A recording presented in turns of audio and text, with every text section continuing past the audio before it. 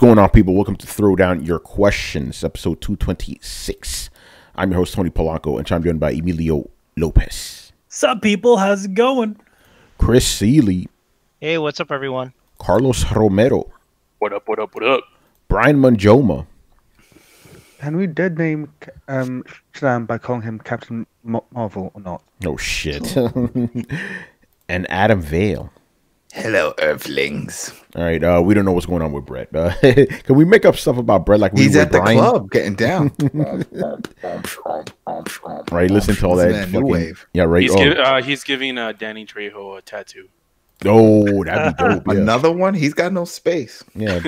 In his left ass cheek, near the taint, he has a little bit of space. So there you go. He found it, man. I'm gonna miss Danny Trejo. I'm gonna miss him. Yeah. What's going on, people in the chat? You already know. For me to enjoy Barry Byrne, Solitary Zombie. You already know, man.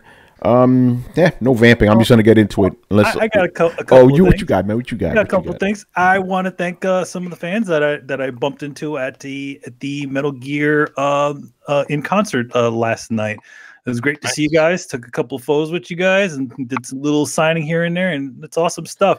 I saw Jake Baldino. Shout out to Jake, and also saw Yang Ye, two friends of the show.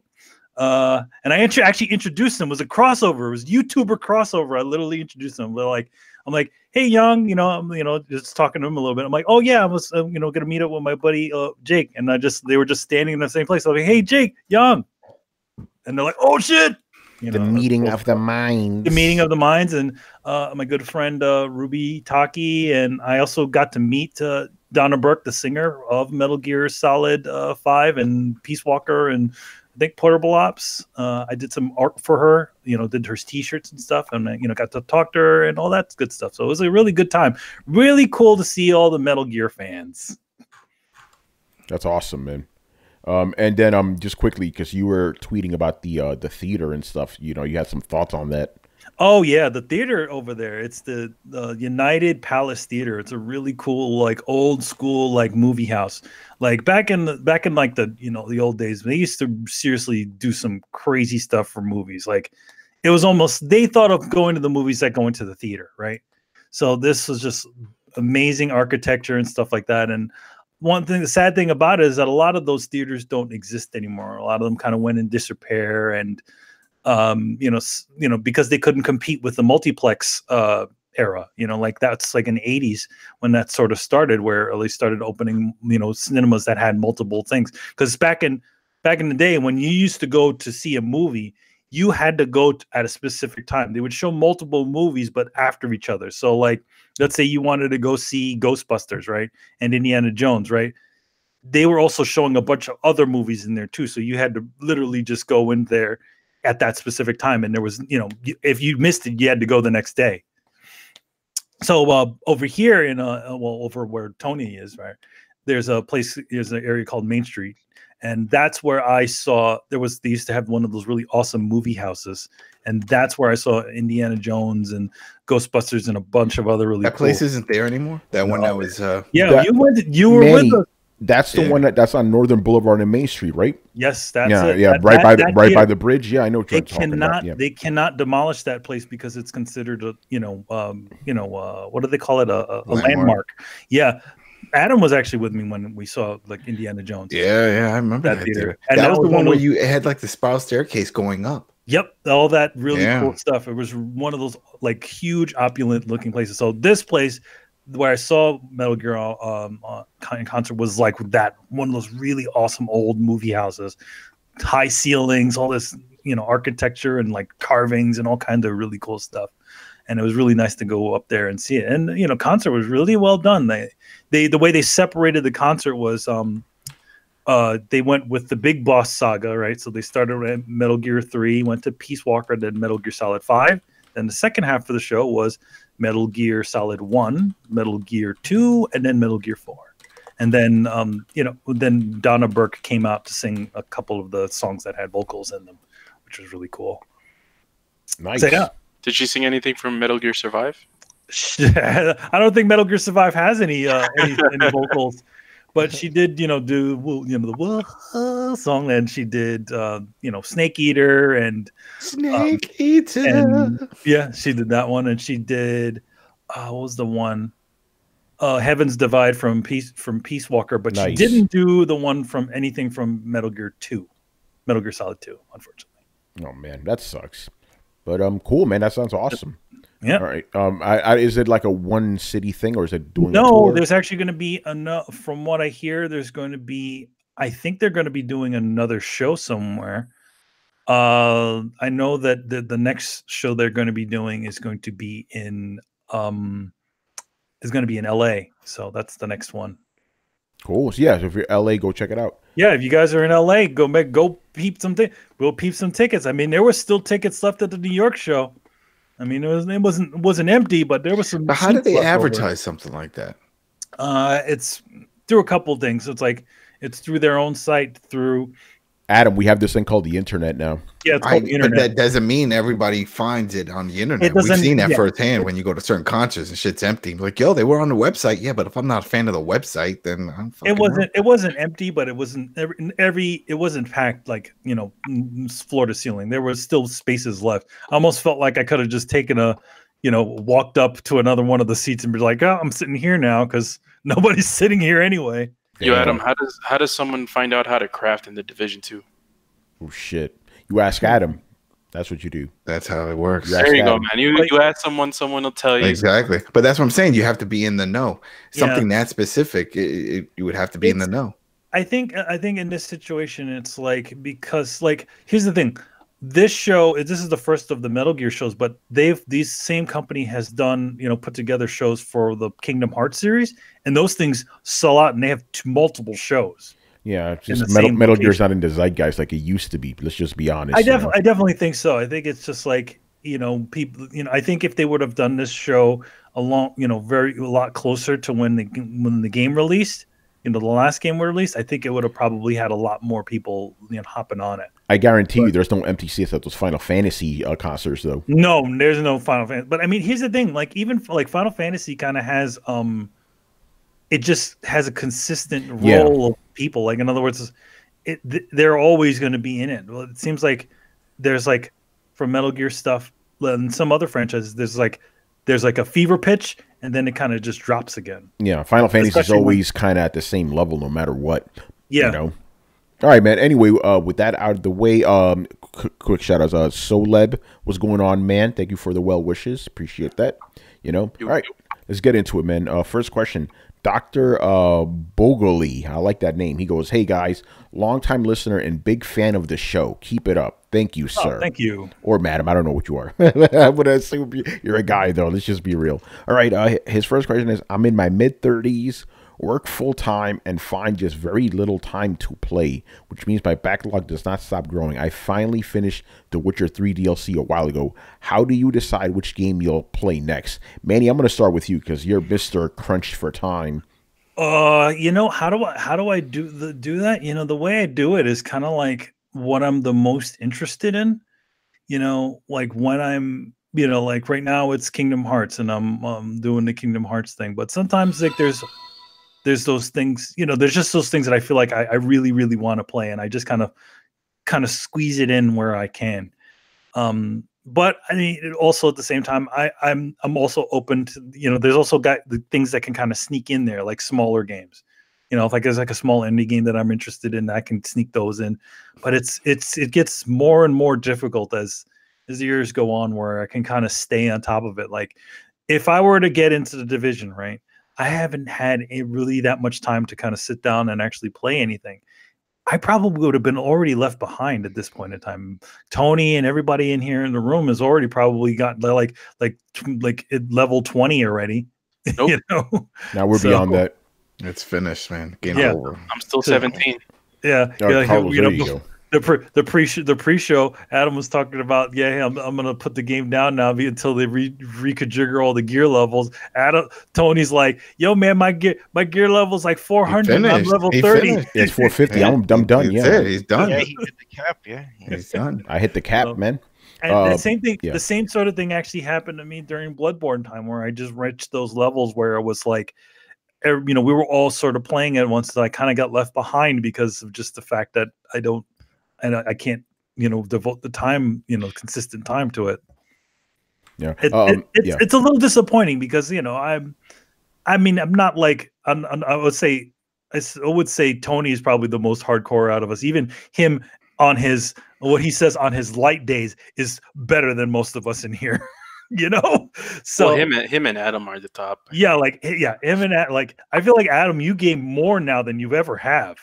Yeah, because it's less activities, more in-home activities, with the kids and stuff. So you have a set, you have sort of a set time. Yeah. Like in other words, once you leave your job, that's it. Your job is over. It stays at the job. You don't need to stay over, whatever. You have family stuff, and it's all in there. For me, it's like my job is pretty much until I finish, and that's when I can have more time to play.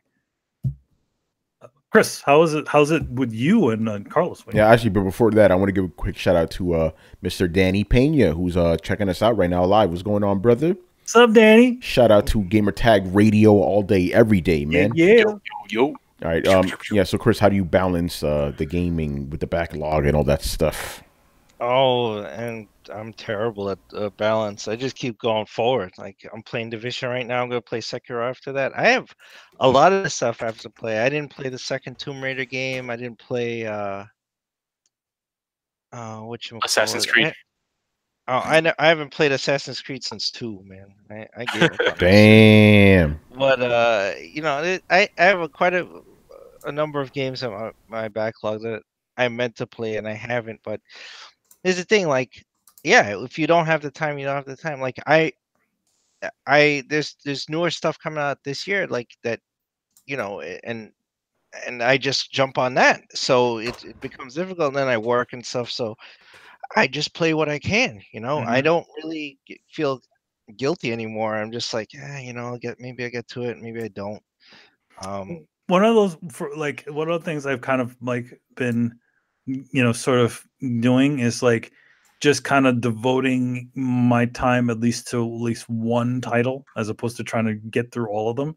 So I really want to play Sekiro, but at the same time, I don't want to buy it and then just have it sitting there. I want to kind of have that portion, then I'll devote my time to that thing, as opposed to kind of, hey, I'm going to keep buying all these games and then I'll not just leave them all semi-finished or not even opened, Yeah. Shout out to Mighty Nerd. He actually joined us last night for the stream. The stream. Nice. That was good. For me, because I used to really bugged the fuck out of me that I had this big backlog. It's like, what am I going to do? What am I going to do? And then it's a weird thing. It's like you have this backlog and then it gets so big, you don't want to do it because it just becomes work. So what I do now is I kind of just I'm just being honest, I let my job dictate what I play. It's just easier for me. I don't have to worry about it so much. Okay, right now I got to play Division, I got to review it. And then after that, whatever comes. But yeah, whatever's in front of me, I just play. I don't really look back anymore. There's a bunch of games I would love to play. Everybody keeps telling me I got to play The Witcher. I would love to play those games. Don't get me wrong, but I ain't got that kind of time. Man. They're too fucking long. And you hate Brian. Well, I don't hate Brian at all. Brian's my brother, man. No, if I am going to play an older game, it's going to be something short, like Mega Man X or something. I can crank that out in, 2 hours or something. But yeah, whatever's in front of me, whatever my job needs, that's what I'll do. Other than that, I'm not, yeah, go ahead. The one thing though, it's about thinking about that, the one game, I kind of just been sort of just funly playing whenever I have a little chance, is going back to a game like Double Switch, which is literally only a 30-minute to an hour long play. I'm like, wow, I missed when games were this long.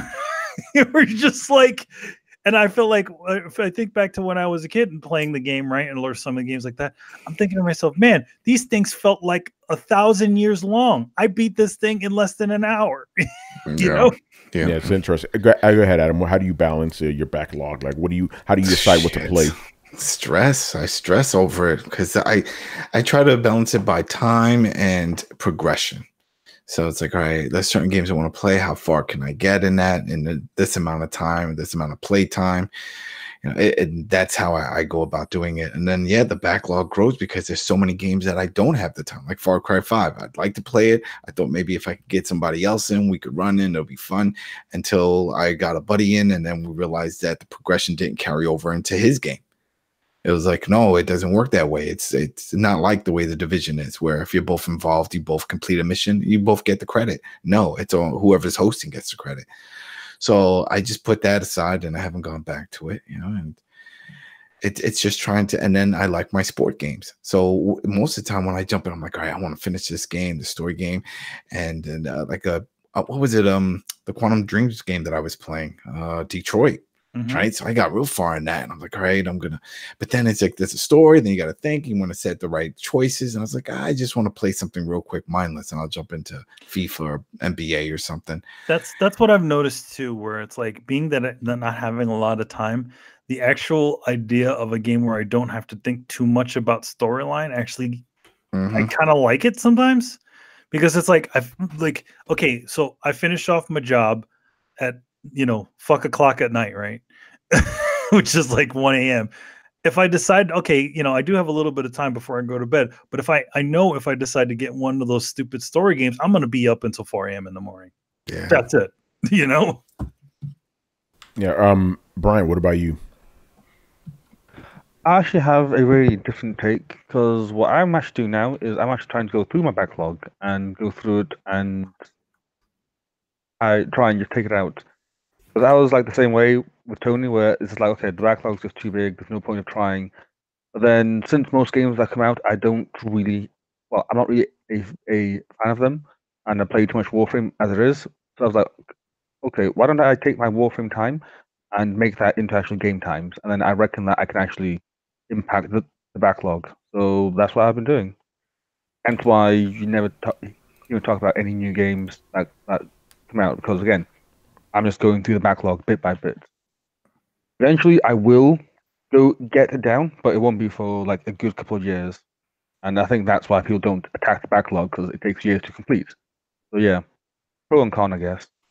Yeah. All right. What about you, Carlos? I think I'm probably one of the worst when it comes to this kind of stuff, because this generation at least, I haven't been good about finishing games, because I play something, it takes me a while to beat, because I usually don't play during the weekdays. The only time I actually play is when, like, I don't know, like we all get together to stream or something, or when we play.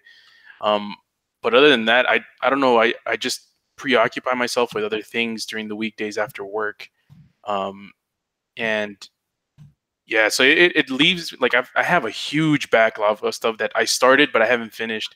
So I'm looking forward to sort of the end of this generation and the start of the next one, because I know nothing's going to come out during that time. And I have like plenty of time to finish like stuff that I didn't get to. But yeah, I'm probably one of the worst in this room for finishing games or playing them, because also one thing for me is I like playing games that just come out, because I like being in the know during the time when it's in the zeitgeist. Like, for example, The Division, like I played it at launch. Like we can talk about it and stuff, and it's fun as hell, and I get to play with you guys. But I'm leaving on a trip next week for 2 weeks, and I don't think anybody's going to be playing The Division when I come back, and I still not even like level 20 on that shit. So yeah. Yeah. First world problems, I guess. Yeah, happy you with Red Dead as well, man. You missed that boat. Yeah, exactly. I missed the boat like too. Red Dead, that was a fucking grind, man. That was one I'm like, shit, there was so much, but I had to go through it. But that was one I used to dread coming home to play that. It's like I wanted to do it. Yeah, I wanted to know the story, but I didn't want to do all the other bullshit that goes along with it. It's the busy work. It's exactly work. the reason why I didn't get in. Like, I still haven't played Red Dead. I still got that thing waiting. I just couldn't get the point. It just felt like more work on top of the work I have to do. I have to keep my virtual life updated. So it's like at that point I was just like, you know what, I want to get the real game that I was looking forward for Kingdom Hearts, and I made the choice to just say, okay, we'll put Red Dead aside, and then I'll just play Kingdom Hearts. and then come back. Did you beat Kingdom Hearts, by the way? No, I haven't even been to Frozen World yet. Oh man, damn. I can't. I think I just finished like Tangled Land. So yeah, the next one I got to do is Frozen World, and I hear Frozen World is just really stupid and easy. Yeah. Before we move on, quick thing from GZDR. He goes, filter your backlog by which games has the most trophies or achievements. Microsoft and Sony spoilers. A 10-hour game with no trophies or achievements goes to the trash pile. Yeah, but every game has them now, though. You know. So I got a question for GZDR forever. Do you like the Uncharted series? Because those games are shit when it comes to trophies, and they're like 10, 15-hour experiences. Yeah, all right, he'll answer when he answers. All right, next question. This is kind of tied to games, but not. But I'll allow it. You know, I completely opted into the Google ecosystem with Android, Google Home, Chromecast, Chromebook, etc. But casting YouTube to my TV and controlling everything from the YouTube app can be annoying and a nightmare sometimes. Given that, I'm a bit worried that Stadia might work well 80% of the time and suck the rest of the time. Do you have any experience with casting content via Chromecast and share the same opinion? I've Don't use never. Chromecast. Chromecast isn't. By the way, for those who don't know, what is Chromecast? Chromecast is, from what I'm thinking of, like with the Chrome stick where you plug it into your TV. It's the app that's running from there, like a Roku. It's an adapter you connect to your TV, and you connect it with your phone or tablet, and you stream content from your phone or tablet to your TV. Yep, that's something. Yeah, it's from what I've seen, and I've seen it from other apps, that they always say their experience is the worst running from it. You know, like I use Plex a lot, and they said they're the worst experience. I've seen studies on it. And it's like the worst experience is on Chromecast. It's just not good hardware. But they're it's cheap, though. Stadia and that Chromecast feature are two completely different technologies. One is streaming from the Google servers, and one is streaming from your device to another device coming from another server. So it's like there's so many middlemen between the content and your TV that it's bound to have issues. I mean, that's the same thing that people are probably saying about their game service. It's like, granted, yeah, there's that, there's not as much, but there's still going to be something. There's one part that it's out of our control right now. It's just traffic, internet traffic, just that speed that, what's good for one area might not be good for another area. And that's just going to be an issue, because some people, let's say if I have 1 gigabit and other people are like, oh, wow, this is great. Someone else is having a horrible experience down the block, and they'll say, oh, this service sucks. We're going to see a lot of that with these, because we saw a lot of it with the other services that did it, with the PS Now. And then what was that other arcade one that had Tomb Raider and stuff? It disappeared, but it was years ago. It was like 2005 and 6. They really went hard on the whole online streaming. And what, OnLive? OnLive, yeah. Remember that? Yeah, I remember OnLive. Yeah. But anyway, for this question, does anybody have any experience with Chromecast specifically? That's what he's asking about. No, I've never used Chromecast before. Go ahead, Carlos. But I don't get what was the question again? Because I thought maybe I misunderstood it then. He basically said since Chromecast only works, some of the time, I'll just read it. He opted into Google system, Chromecast, but casting YouTube on my TV and controlling everything from the YouTube app can be an annoying nightmare. Given that, I'm a bit worried that Stadia might work well 80% of the time and suck the rest of the time. Do you have any experience with casting on Chromecast and share the same opinion? Oh, yeah. At first, this was like, 4 or 5 years ago when they first came out? Yeah, I had those issues, but I've, maybe after a year, it got better. I haven't used Chromecast in maybe 3 or 4 years, so I don't know how it is now. I have a Roku and Roku stick. So yeah, I can't really attest how the service is now, but I know it did get better. I do have some friends that use it, and they use Plex, and they don't have issues with it. I guess it just depends on what you're trying to stream through it, and which model also. Yeah, exactly. The newer models have newer tech in them. Because for example, my friend used Plex, and he would stream 720p content, but whenever he tried to scale it to 1080p, it would give him issues. So there's just a lot of stuff with Chromecast. Like I mentioned before, it's sort of like a middleman to your between sort of the YouTube application and the whatever's displaying on your TV. With Stadia, there's not going to be that middleman, but it really depends on how the hardware will work with the API that streams that content too. So that's something to look after when it comes out. Yeah, I'm sure they'll say something about, oh well, certain versions, maybe the first gen Chromecast won't support it. It'll be some of the newer ones. All right, man. Moving on here. Black Metal Gamer. So his first question is, what were some of the funniest trophies or achievements that popped up on your screen? For me, The Binding of Isaac had one called Lemon Party. God of War 3 had Bros Before Hoes. After playing DMC5 and seeing the Michael Jackson dance segment, I got a trophy called I Believe I Can Fly, which is crazy since both those guys' names are in the media spotlight. Yeah, that is kind of interesting. So, yeah, what are some of the funniest trophies or achievos you've gotten? Hot coffee. That's not a call. That's not a. Was that an achievement? Was that an achievement? I don't remember. No, No, it was achievement on Xbox. Was it? No. Oh. But pretty much the I'm guessing. Go ahead. I don't know. Like, if it wasn't an achievement, then what was it? Because I'm pretty sure I got that. It was a glitch. It was a glitch. It was like on a the hack PC version. Yeah. Yeah. To find the code that they had in there, because originally added some sex stuff, but then they decided not to use it because it was going to get too graphic, and then somebody found it and just meshed it up together. Yeah, they dug around the source code or whatever. Yeah, and found that shit hidden in there. Found that shit. Oh shit! Then never mind. I think it was a Simpson game I remember playing, and like I got a trophy just for pressing start, and I was like, "Yay!" It's like something silly shit like that. But damn, there was so many. It's hard to remember now, but there were. Yeah, I'm having a hard time remembering. I guess one of the Goofy's trophies was the one from Metal Gear 5. Excuse me, Metal Gear Solid 3, where you make Snake throw up. What's it called? I can't remember, but I know there's one for making him throw up. Yeah, I mean, there's stuff like him around. Yeah, around. I know there's one. Yeah, there's one for Nier Automata where you try to look up her skirt and stuff. And she bumps the camera away. You get a trophy for that, I think. Yeah. Wait, what? Yeah. Yeah, like if you set the camera up to her butt, try to look up her skirt, like she'll kick the camera away and you get a trophy. Well, yeah, I guess you weren't trying hard enough. Well, it happens after a while. Like if you leave it there, she doesn't do it right away. She just and then she goes like that. She slaps it out of the way, and then she kind of covers her legs. Yeah. That's a pretty funny one. Yeah, but I can't remember the name of that one. Yeah.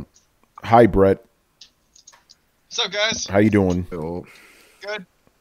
We started yet? Oh yeah, we started like 30 minutes ago. I'm joking. Y'all don't pay me. I show up when I want. Exactly. That is true. Hey, Brett, do you recall any funny trophies you've gotten that just popped up? Dude, I just got one for Division when I actually did a thing to invite other players, and the trophy was help me. Yeah. Well, I mean, funny ones. What was funny about that? The fact that it said "help me." That one. Oh shit. Yeah. That's right. Yeah. The trophy is just called "help me," exclamation point. And there was another one that I got. I didn't see it because I was in the massive confusion while running through an army of guys mowing them down with a light machine gun, which is not a light weapon. It is a very large weapon. And I got some sort of Rambo trophy. I still need to go back and look at it, but it made me chuckle to myself. Yeah, Brett, by the way, you were not kidding about that light machine gun. I think it's a thing of beauty, man. Oh my god. Like my build is basically an assault rifle and a light machine gun. Light machine gun specifically for the big heavy guys, man. They don't last very long. Used to use. Yeah, man. You remember, that's what he used. They had the long chain, and that's why he had all the ammo around him. It was. Yeah, but my guy's a punk. He needs 2 hands to use that thing. Rambo only needed 1. All right. At the same time. Exactly, man. Who else? Chris, what were some of the funny ones you got?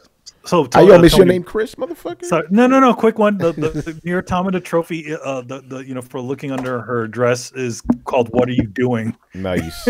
That's pretty funny. Yeah. All right. Well, yeah. Circle around. I got it. Yeah. Go ahead, Chris. Well, Resident Evil had a couple of funny ones. I remember in 2, if you stick a grenade in a zombie's mouth and shoot it, it says bon appetit, which I thought was hilarious. Yes. And I need to get that one. Yeah. and there's one when you watch the first VHS tape in Resident Evil 7, it says "Be kind, rewind," which if you Oh, yeah. Yes. are a kid of the 80s and know that that sticker used to be on almost every tape you rented. Mhm. That's right. All right, Adam, go ahead. Yeah, there was one. It's actually a few of them. There was one in Far Cry 5 where if you don't do anything, you end the game and you get the credits and you get a trophy for ending the Oh game. shit. Did you play Far Cry 5? No, I played New Dawn. Yeah, I didn't know that. I know Far Cry Yeah. 4 had a shortcut. Far Cry, if yeah, you- Far Cry 4 had one in 5. So remember at the beginning, right? But it's no spoiler because it's at the beginning. You go into the church and you're the deputy, and the chief tells you to arrest him. And he's standing there saying, "All right, go ahead, arrest me. If you don't take the cuffs out and don't do anything for a few minutes," they're like, "All right, forget it then." And then they leave and it's over. Wow. And then the credits roll and you get a Yeah. trophy. Yeah, both games had that. And when Ming says stay at the dinner table, if you just stay there, like the game's over. That's crazy. Brian, what about you? I can't really think of anything at the moment. I guess most trophies from Just Cause, like from 2 and 3, seem to be quite fun. I've noticed that some from 3 are callbacks to the second game. Because in there was these pipelines that you could destroy, and then when you did, Rico would shout, "Take that, you pipeline jerks!" And then in this third game, there's a mission where you need to go through and destroy a pipeline, and the trophy is you pipeline jerks. I guess that's the only one that comes to mind. But apart from that, I can't really think of anything else. Yeah, that's my problem. I've gotten a bunch of funny ones. I just can't remember. don't them. remember. Go ahead. Go ahead, Adam. I know you got. No, another one. you're right. There were so many. Yeah. I mean, there's so many. It's hard to remember them all. It I know really is. Dead Rising had a bunch of funny ones because of the whole zombie thing going on. Bowling, that was a fun one where you had to knock down 10 zombies with a bowling ball that you found in the mall. So you had to like try to get them all in a row and then just throw the bowling ball to knock them down. Crazy. All right, man. Here's Oh, go ahead. here's a couple of funny ones that I found and I remembered. There is the one from The Last Guardian, which is called The Call of Nature. That's the one where when you see Trico poop. Oh shit. There is the stage fright one from Uncharted 4. Remember where the game froze? Oh yeah, And yeah. If you just if you just stand there like there, it just does the stage for like maybe 5 minutes. It pops the stage fright one. And that was a play because it glitched like that when they were showing it off, right?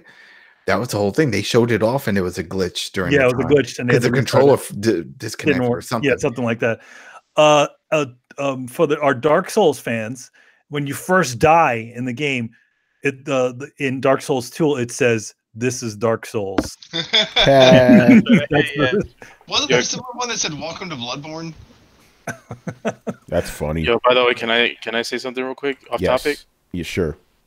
Ice-T just tweeted about being level 30. Ice-T is a higher level in the Division 2 than I am, man. That's just crazy. Damn. Well, but yo, man, Ice-T is what has he got to do? He ain't doing shit. Isn't he on SVU? He's still there, yeah. He's still on SVU. He's a He full still time got actor. his band. He still got his He ain't band. doing they nothing. tours Yeah, with, what are you talking about? He's an actor and he's a fucking musician. Yeah. That You dude, know, that dude, And he's like 70. Yeah. that dude's sitting at home playing his games. He's probably on the road playing his games. Let's just be real. You know, it's on the tour bus or whatever. Because Yeah. Body Count just played a show, didn't they, Adam? Not too Yeah. long ago? Yeah. He counts still doing it. Yeah, they got a new album that came out. Yeah. So, yeah, he's busy, you know? All right. Yeah. I'll give it to you, Ice-T. I'm pretty sure, going back to the topic, I'm pretty sure God of War has funny trophies. Yeah, it Well, does. that I just one- can't remember them. Yeah. The one that was mentioned was the controversial one. The knocking the boots. Thank you, Adam Sessler. I'm just saying. Oh, yeah. Damn. All Now right. that's a guy. What's he doing? Shit. Yeah, yeah, right. He's All right. but don't you know he's revolutionizing the industry currently? Oh, Is he? That's what he said. That's what he That was his reasoning why he left that essentially killed that company off. the other what one was that he had. What was that one? Patrick Norton's. No. Revision 3. Yeah, The Revision. Revision 3 games. The minute that he left that shit, it all fell apart. None of those guys could keep it. I don't know. That's revolutionizing the industry. Sorry. All right, man. Next question. Are there any terrible games that you enjoyed due to it being bad, like awful glitches or cringe cutscenes? For me, it was. This you're gonna like this one. For him, it was Aliens Colonial Marines. I was in awe of how retarded that piece of shit was, and was laughing and actually enjoyed its terribleness because it was a red box rental. So yeah, are there any games you enjoyed that were bad, horrible, shitty games, but you enjoyed them just because of the fact that they were horrible and shitty? Oh, Tony, thank you so much for reminding. Brian, I owe you Goat Simulator. Wait, what happened? Yeah, that's an inside joke. So yeah, I'm just gonna answer. I don't play games like that. It's like, why am I bothering? Yo, man, I don't play bad games. No, I don't play games that are like actually terrible. Like, why am I gonna waste my time with that shit? You know? Yeah, So, I'm kind of same as Tony. The only one that I probably would have said, but the fact that it was my favorite franchise, I couldn't laugh at it, was fucking Mass Effect Andromeda. Oh, yeah. See, Yeah. Yeah, so that was Force just yourself depressing. to play that.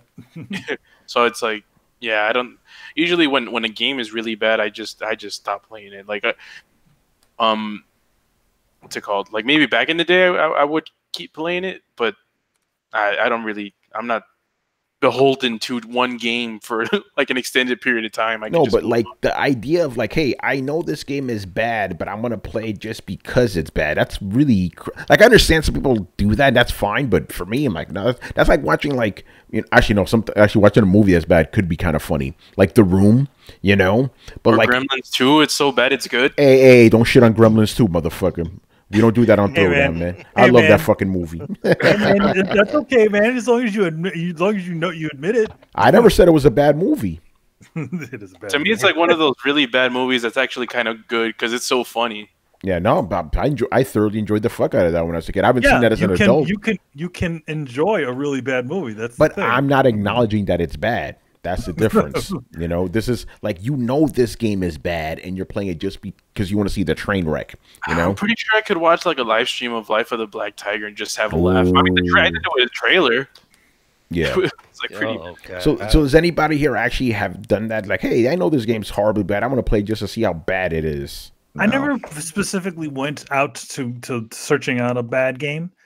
I mean, I guess the probably what is considered the worst game that I would have ever played would be The Quiet Man, but I quite enjoyed that game, even though I'm kind of aware of its faults. Yeah, I'm aware of its faults. But you weren't playing it like to laugh at it, basically. No, I was legitimately interested in the game Quiet Man.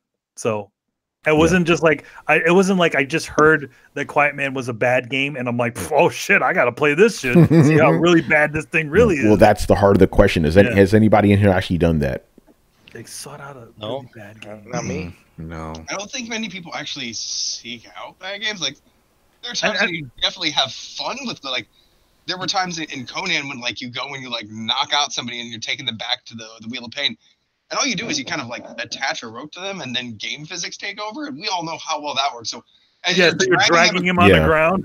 Dude, as you're dragging him across rocky terrain, like, he hits a rock and then, like, does a backflip and then, like, face lands. Like, yeah, we totally had fun with that. Like, every time, like, you go up an elevator, it just, like, strings him along. You're hanging the guy from 20 feet of rope by his neck before you break him on the Wheel of Pain. Like, fucking hilarious. And we would go out of our way to drag him over rocky terrain face first because it's funny. That's not why we bought the game. I think the only game that I can think of is Goat Simulator. Yeah. It's built off of the draw of its bugs, where they really kind of leaned into it and let it happen. Yeah, Goat Simulator is the room of video games, basically. Like, you know it's bad, but yeah. No, but the thing is that the room was made in the intention of the person thinking that they were making the most brilliant thing ever. That is true. Yeah, Goat Simulator, they knew what they were doing. Goat Simulator is totally aware of how bad it is. Yeah. My man, they intentionally don't fix their bugs. Yeah. No, they're leaving them right there. Like, Tommy Wiseau thought he was making the most amazing movie ever made. That's what makes it funny, man. Yeah. Oh God! All right. What a fuck. Oh, hi, Tony. Yeah. Hi, Brett. Hi, Tony. I did not do it. All right. I did not. What the fuck are we? Megaforce 123. So his first question is, what's your favorite game company logo? I'm gonna go to the artist first with this one. Oh, like favorite game logos. I I like the old Konami logo with the little flags on them. It's just there's a lot of memories connected to that one. I wish they still use that old cheesy logo. The Capcom I wish they were logo still good. was that Yeah, that's when the Konami. I was wish they were still good. the Capcom logo. That was just always you see that thing and it goes. I Yeah, love man. that thing. Yeah. Let's see what else. Sega's one. The kind of steel looking like Tron logo that they had. Oh yeah. You know, didn't it? Was there a noise associated with it? No, right? It just would kind of glow, right? Pretty much. It would glisten. Yeah, it would it would glisten. Shoot. Yeah, that's about the ones that I can kind of think of. All right, we'll keep it to 3, I guess. Go ahead, Adam. Yeah, mine's is fairly new. It's the Coalition, the guys that do Gears, because it has like the chainsaw thing around it, and then it shows the Coalition in the middle. It's cool. Epic is another one. It's the Coalition. Like yeah, and Capcom. I've always liked the Capcom font that they used for some about it. I don't know. It's just it says like it almost says like fun. Like you look at it like, hey, that's fun. Yeah. Dude, that's how I felt about the Dreamcast logo. Yeah, a little swirl. There you swirl. go. There you go. Yeah, that was a good logo. Yeah. It really broke the whole like. Granted, that's not a game company, but I'll allow it. Okay, I appreciate that. It honestly, like a lot of game companies just do really boring static logos that are super minimalist, so they're not really cool. And I really like how Dreamcast kind of broke that and did something almost arty and fun and loose. My favorite has to be Obsidian though, because there's a story behind it. The Obsidian logo is almost exactly the same as the Black Island Studios logo. That was because the Black Island Studios logo was just a silhouette of a rocky island. And when they essentially got infiltrated and the game company got sold and dispersed and broken up, the original creators came back, basically remade the logo, made the bottom of it a rock, and said, hey, that looks like a black rock. We're calling ourselves Obsidian. So the logo itself is a giant fuck you to EA. I would also like to install one more, which I thought was a fun logo, but I didn't play many other games. Treasure used to have a really nice logo with that weird raccoon thing. Oh shit, I don't remember that one. I'll give a shout out. I'm not too big on logos, but I'll give a shout out to all the companies that have like a star in their logo, like Rockstar, Platinum, Sucker Punch. I think they all have like a star in their logo. Yeah, they do. Yeah, Pretty but decent. It's just so. They're kind of vanilla in a way. It's low hanging fruit. Like Valve had a really cool logo. Smash Bros has a weird logo, but it's definitely like, you know what that badge means? That circle, that bisected circle thing. You mean the Fantastic Four logo? Yeah, pretty much. Chris, what about you, man? I mean, I like the old 90s Konami logo. Is that like the the flagged old one or Sega. the red one? The like orangish one with the little symbol on it. Yeah, like those they two. got- yeah, it was like a cross-looking thing. I like that. Yeah, those two wavy things, right? Yeah. The two wavy things. Yeah. Yeah, I love that old logo. They got rid of that. The Sega logo, and yeah, I think that's pretty much it. Yeah, I mean, for the most part, game logos are kind of meh. You know, I'm just gonna throw this in here just because I'm playing the game. I like Ubisoft's logo. It kind of has it's like a swirly egg type of thing. Kind of reminds me of the Dreamcast. You know what I mean? Oh my fucking god! How did we not put Assassin's Creed in here? No, well, because it's not a game developer. That's why. Yeah, it's just a game. it's just a game. Oh, I thought we were talking about games. No, game developers. You know what's kind of crazy? Yeah, so yeah, mine says Ubisoft. There you go. You know what's kind of crazy? Ubisoft's one hasn't changed in years, man. It hasn't, it's always yeah. been that same little bing thing that they've had for like But since Dreamcast. They've changed it. They changed the awful They logo. did change it. animation. They used to They have a changed different animation. logo. Remember Rayman when that first came out? It had a different logo. Yeah. That rainbow just said Ubisoft on it. Yeah. No, not that one, but I mean the one that like that later one, where it's like that blue sphere thing that they've been using. They've had that one for at least 10 years now or more. Yeah, I like that but- one. Okay, I have a if couple of Dreamcast Ubisoft games, and they have that crappy old rainbow logo Yeah, with I it in remember that. lowercase. Yeah. I remember. Do you guys remember Sierra's logo? I do not. Well, it was just Sierra, right? Just No, it was that little like hatched mountain thing.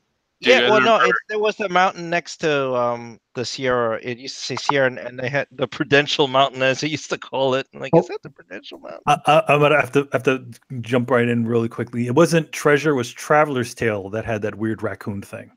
Which one's the logo with the iguana? The iguana. Wasn't there like a logo that came out and they had an iguana on top of it? Am I that tripping? Crystal Dynamics? I mean, they did. I think Gex used to be their logo for a while.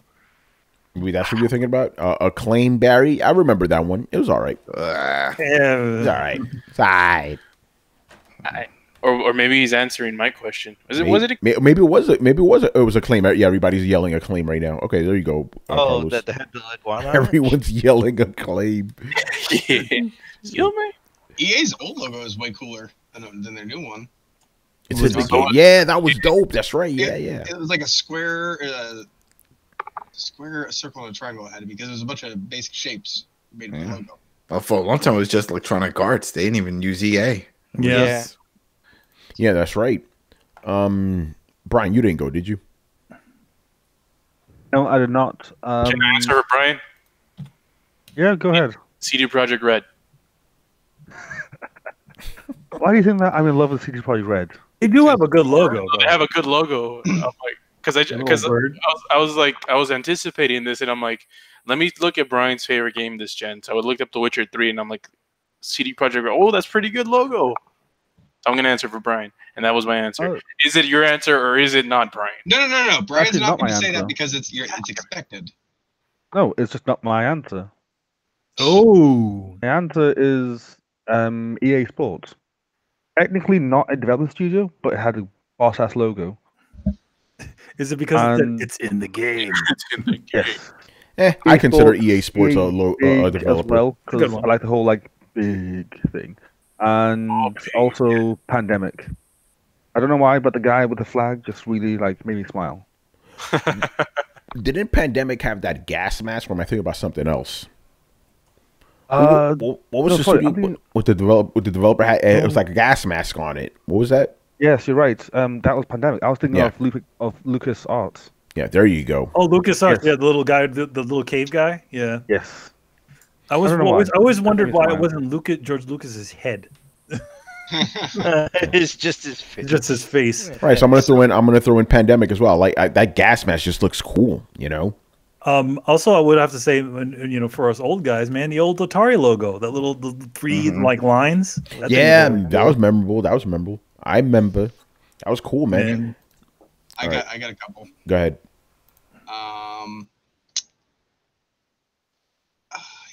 He forgot. Oh, yeah, We're gonna yeah, say me the yeah. fanboy. I like Blank. Bethesda's logo. I like the gear. I think it's cool. The way it's set. Gearbox has a cool logo. They do. I was trying to think. I like Valve's logo.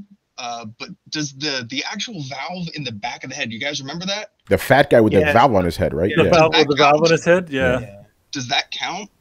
Because that was kind of used as a shorthand logo, but not as on boxes. What's in I a lot would of say so. games? Yeah, I would say so. Okay, that one's definitely my favorite.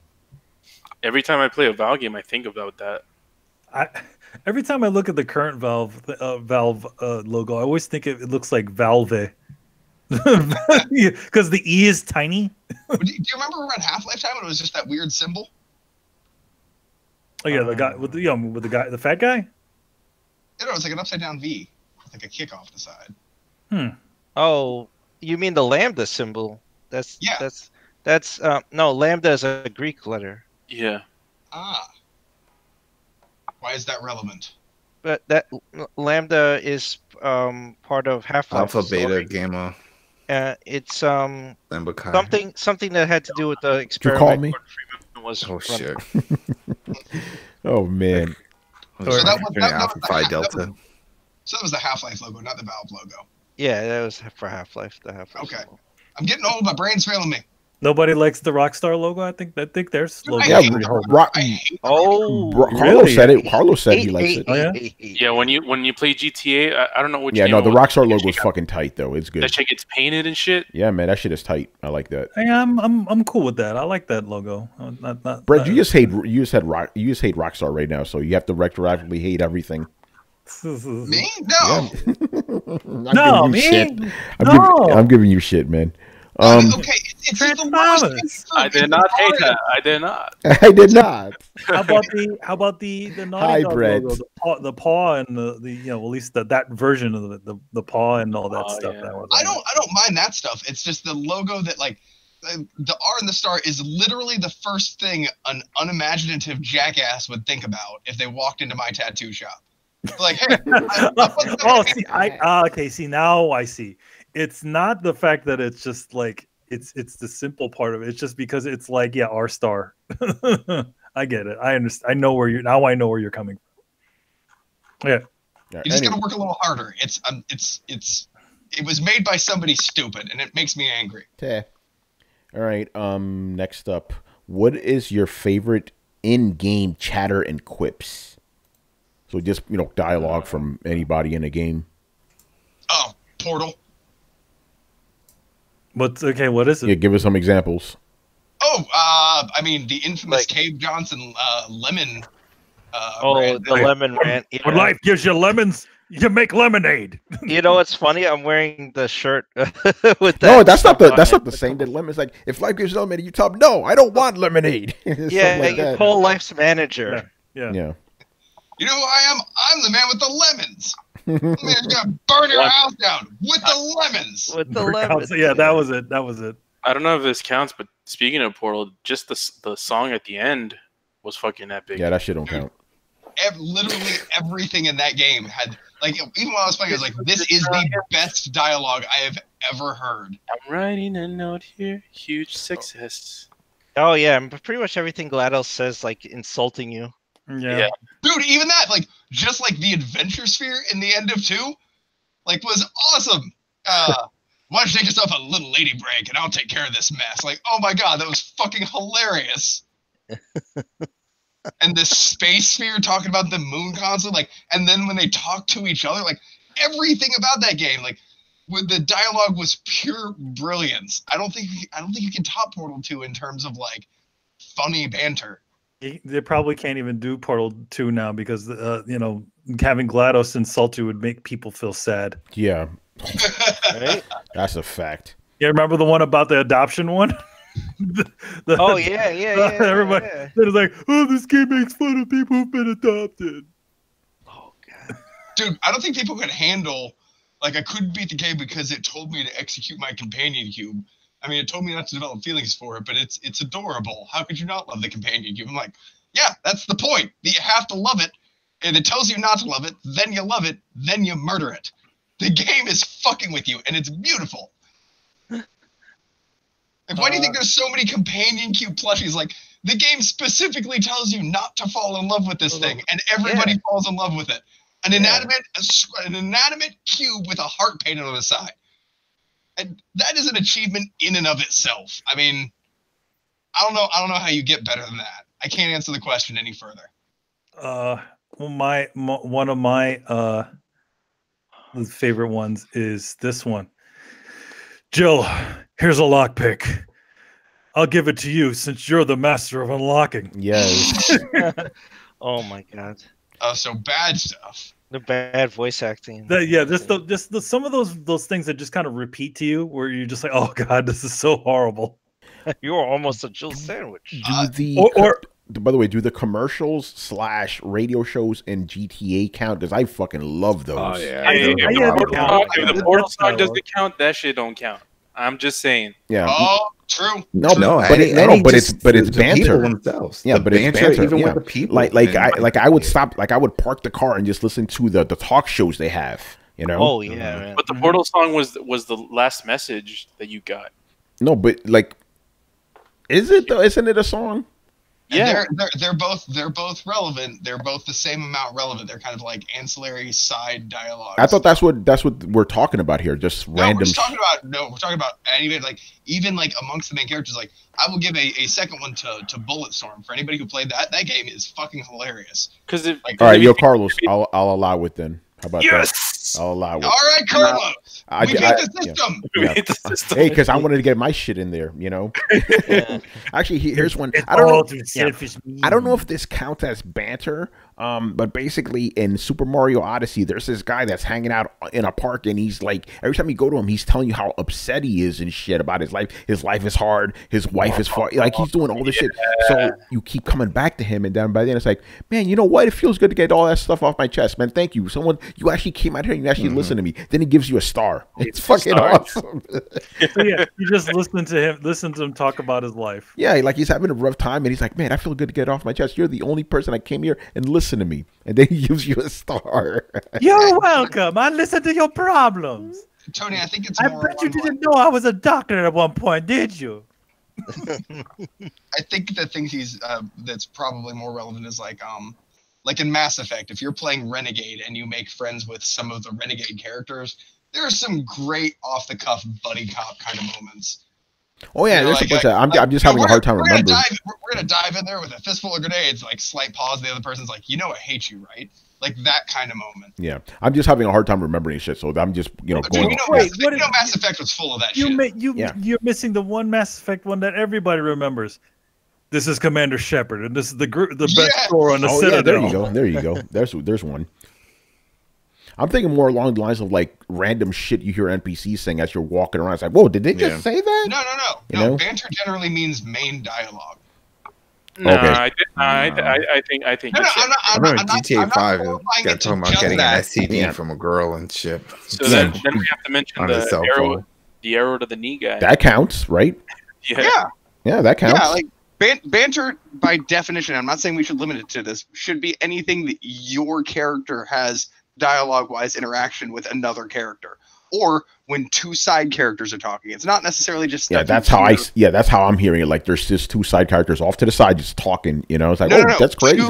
Not two NPCs, two side characters. Oh, your guys. You're talking about background dialogue. Yeah, that's how I'm thinking. That's how I'm taking it. Background dialogue is not included in banter normally. I'm not saying we should limit the conversation, but really, because I've heard a lot of good banter between like Garrus and whatever in Mass Effect. You know, but Garrus is a secondary character. Okay, so let's just say Garrus is talking to like Rex. That's fine. Then that counts. Yeah, any two characters that have a name. Too. Yeah. Any two characters that have a name talking is going to be banter. Just people that you walk through and you hear like a story in the bar. That's not really banter. We can include it, but it's not really technically banter. Gotcha. Yeah. All right. One of my favorites is when on Fallout 4 when I took the ghoul reporter dude to the Brotherhood of Steel location in the sky. I forget where the fucking blimps are. And then I was talking to the main dude, right, of the Brotherhood of Steel, and he was shitting on fucking ghouls, and I'm like, I just kept looking to the side, and my ghoul friends, he knew he was okay. Oh, dude, the first time you meet Hancock, like that is a beautiful. For those of you who haven't played, you walk into town, and a guy says that you need to pay, the tax to get in, and you say, nah, I'm not going to do that. And he gets really like uppity with you, and he's like about to attack you, and then all of a sudden this ghoul's like, wait. Comes out and goes, and this ghoul's like, what are you doing? This isn't how we treat people. This is a community. Now come on over here, give me a hug. And then he fucking stabs the guy like 7 times, drops on your feet, and goes, sorry about that. Welcome to the town.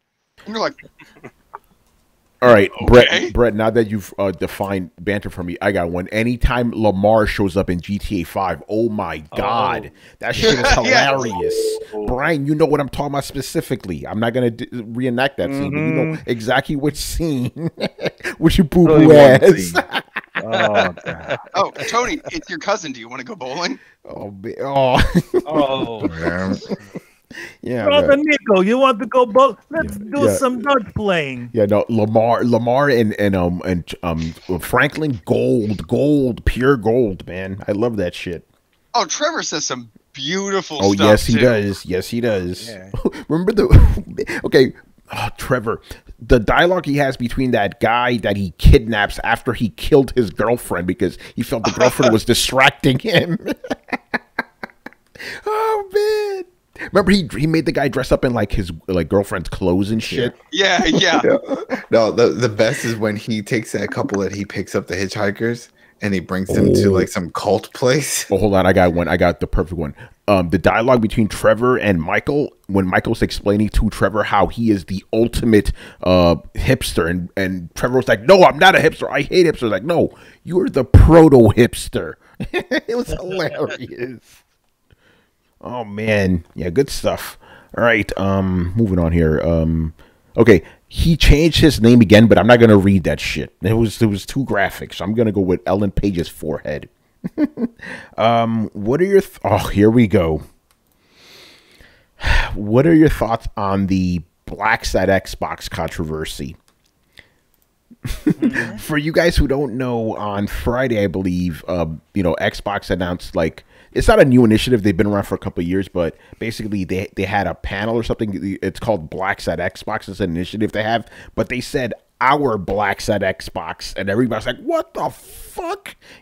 Most of the people there were some people that took it really, really seriously, but like most of the people I saw, like especially my black friends, they thought it was fucking hilarious because it sounded so silly, like blacks. So it's like, what?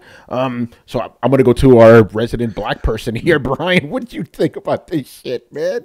Because I thought it was hilarious. The name was like, man, why did you add resident in there? You should have just said on to our black. Yeah. Oh, you're right. Oh, see, I fucked up. See, but here's the problem, because I'm not as like dense as Microsoft. I'm gonna get to that in a bit. But Brian, what are your thoughts on that? I just thought it was really, really funny. It was just one of the funniest things I've seen. It's like our blacks. I'm like, excuse you, please. Yo, what? Sorry. Like, okay. Let me just check my time. Like, okay, okay. Let me check my time on Compass. Okay, according to my time on Compass, it's 2019 and I'm in London. It sounds like you're in 1950s South Africa. Let's not go there, people. But no, yeah, I just thought it was just one of the funniest things, and this stuff doesn't really get to me because I just don't care. But some people found it really, really not funny.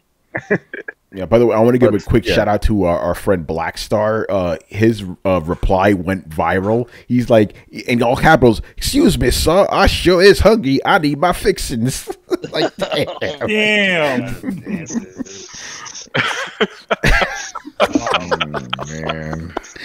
I didn't see that. Yeah, it was beautiful. Beautiful. Yeah. That's so good. Here's my take on it. This is what I think happened, right? And I got this off of Twitter. It's not an original thought, but I kind of agree with it. Basically, because the name was thought up by, black people that are, associated with the project, right? They came up with it. And the theory is that they came up with this name, and the white people on board were like, oh, fuck. We can't use that. But they were like so scared to say anything, they just let it slide. I could believe that. We can't say yes, but we can't say no. What do we do? Exactly. So when I thought about that, I'm like, this is why you need, because you know how you said, oh, you need this and that in your board. This is why you need a Hispanic person on board, because we're neutral. I would have been like, no, guys, no, you ain't using that fucking name. You know why? Because it's not 1960 anymore. Oh man. But, This dude, I didn't notice this, but Blackstar promoted his fucking page. Oh my god! Oh god, I love it. Yeah. Oh, the replies to that were fucking gold, man. They were hilarious. In the moment, man. Yeah. So, anybody else? What are your thoughts on? Here's the thing. I think if they would have said the Black Side Xbox thing, blah blah blah. Even though to me, Black Side Xbox still sounds suspect. I think the fact they had "our" before it is what really made it sound bad. It's like, what do you mean your blacks? Yeah, it's the worst thing they could have said. It's kind of an unfortunate name because it doesn't actually work when it's said by people who are not of a minority. And then like how do you even say that where it doesn't sound wrong? Yeah, maybe the. Yeah, if they use the word the, right? Yeah, if they would have used the. Yeah, but when they said our, it's like, what do you mean our? That's possessive, bro. Okay, but like, the problem is black is more of like, it's if you're not trying to use it racially, it should only be used as a descriptive term. So it sounds weird when you translate any word like that, like our redheads at Xbox or our Jews at Xbox. Like, it just sounds weird. Yeah, it just No doesn't matter sound right at what. all. Yeah, that's what I'm saying. Yeah, but the thing is, like, okay, because that was a term that used to be used. We don't use that anymore. It sounds wrong. No, you still do when you're describing somebody. We're like, okay, No, we don't say the blacks. That's something that people used to say. That's what I'm saying. You don't use the descriptor term in that way. You know, the same way you don't say the Jews.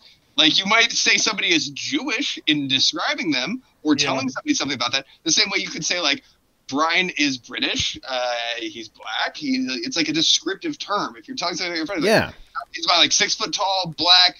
Hair out to here, fucking, wearing a black t-shirt. Like, it's just one of many descriptive terms and shouldn't be used. But like, the second you change that descriptive term into like a category, it's always weird. And it's just, I'm not saying like this isn't a racial thing. I'm just saying it's weird when it isn't a racial thing, and it's a racial thing. Yes. So, doubly stupid. Yeah. By the way, I know it wasn't on this level, wasn't nearly this stupid, but it gave me a little bit of a hint of like Jimmy the Greek. You know, it's like no. You probably got to go into Jimmy the Greek because I'm sure people don't know what that is. Okay, it's an old reference. Yeah, Jimmy the. Oh, yeah, that's right. Fucking youngings here. So Yeah. basically, Jimmy the Greek was like an old sportscaster guy, right? And he was explaining, why he thinks black people are better at sports, and it just got really creepy. I'm like, he said this, and correct me if I got the date wrong, but he said this in the '60s, and people were like, dude, no. He was trying to say, like, he was trying to be positive, but it just came off fucking bad, Don't even explain what he talked about. It's just stop. Yeah. So okay. You're too close to the edge, man. Yeah. No, I'm not gonna say it, but look it up, Jimmy the Greek. You'll there you go. understand. Yeah. Just look it up. Oh no, Brad, I'm not stupid. I'm not explaining it. I'm just. I know. You almost sound like you were about to paint yourself into a corner. No corner here. I knew exactly. I had maneuverability, baby. I knew exactly what I was doing. Let's just say he said this stuff in the '60s, and he lost his job. So yeah. I'm just saying. We want everybody to know that Throwdown is sensitive to the blacks. we are. Yeah.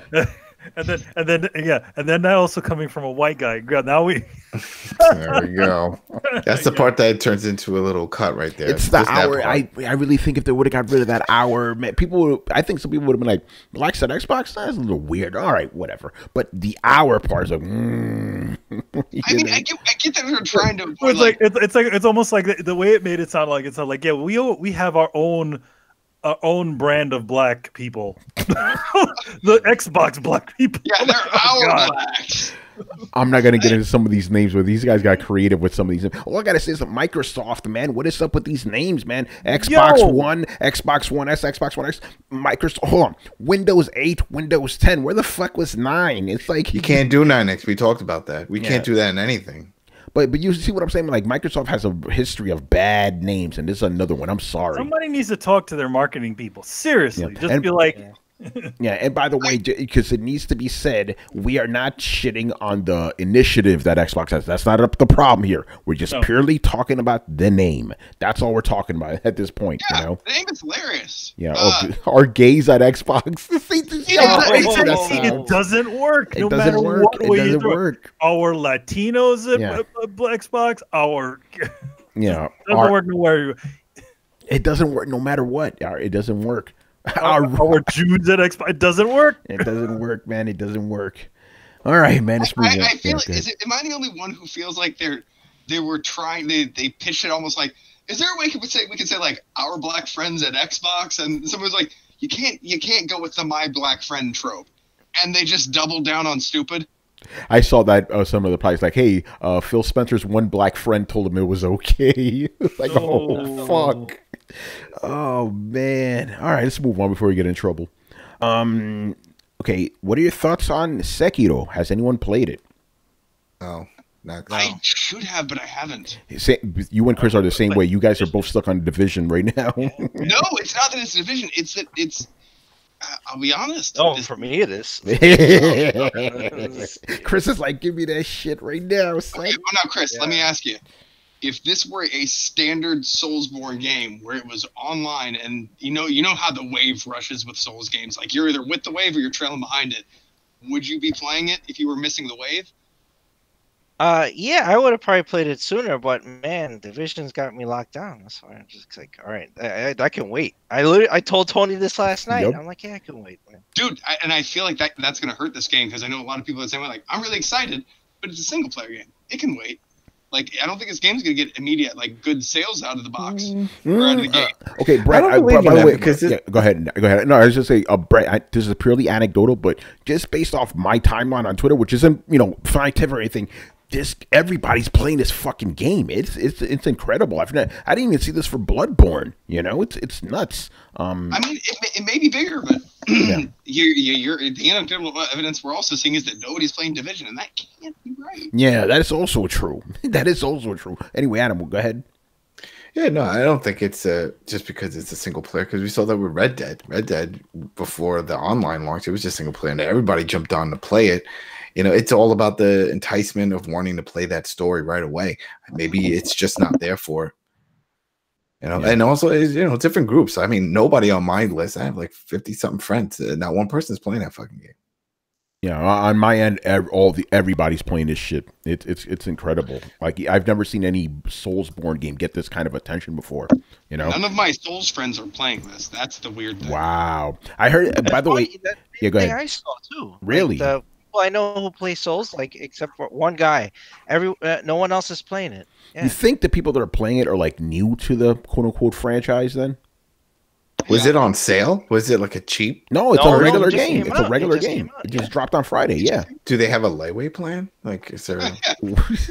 It just came out. I think it's attracted a new audience by kind of being a Ninja Gaiden-esque game, and the typical Soulsborne players are used to being.